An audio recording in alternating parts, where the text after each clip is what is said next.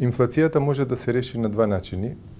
Краткорочно да смирувате ситуација и долгорочно да ја намалувате зависноста од она како се одвиваат цените на производите во странство. Вие тоа го увезувате со зголемените цени во странство, вие увезувате странската инфлација.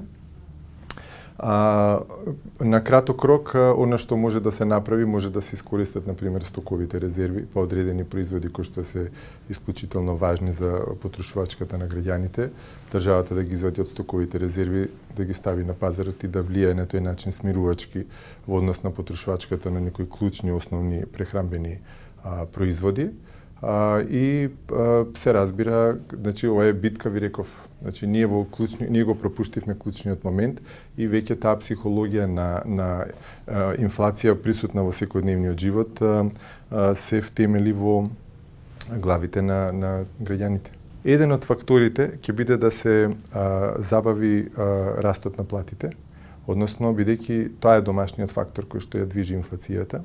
Ако земете во периодот од 2023 наваму, во 2023 година реално платите, значи кога ќе тргнете инфлацијата, реално платите обезбедиле поголема куповна моќ за 12%.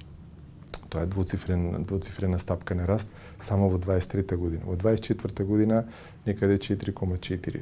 Во 25 година првите неколку месеци 5,3. Тоа се релативно високи стапки на раст во ситуација кога вие ја немате продуктивноста која што оди рака под рака, која што би требало да оди рака под рака со тоа.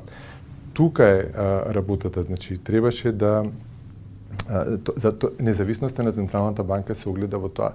Некогаш мора да постапите и непопуларно